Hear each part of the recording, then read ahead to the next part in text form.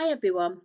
In this video, we'll look at the effects of directional selection and stabilising selection on the distribution of a population, and we'll use the examples from the AQA specification.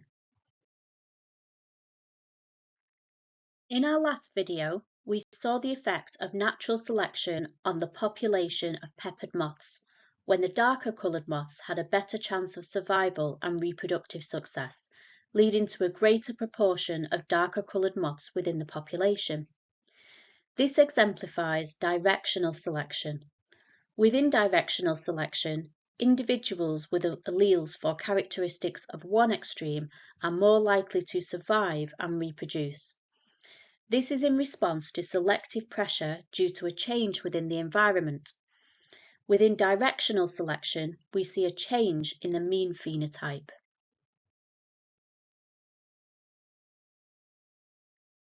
One specific example that you should be aware of is the development of antibiotic resistance due to directional selection.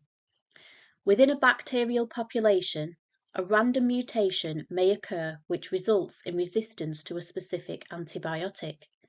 Exposure to that antibiotic applies selective pressure.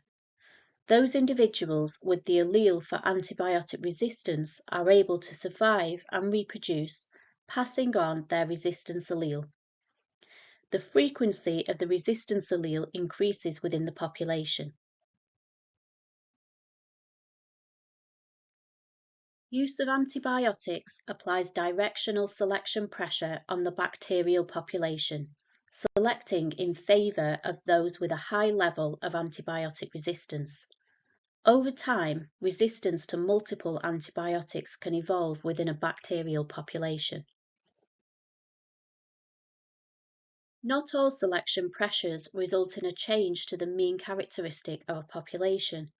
When the environmental conditions are stable, the mean phenotype or trait is favoured, and those individuals at both extremes are selected against.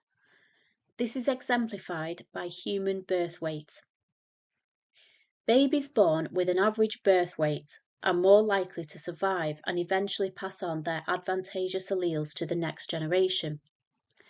Babies with very low birth weights are less likely to survive, especially without medical intervention. Likewise, babies with very high birth weights are also less likely to survive. This puts selective pressure on both extremes, stabilising the mean birth weight. The next video will focus on how to define a species and examine some relationships between them.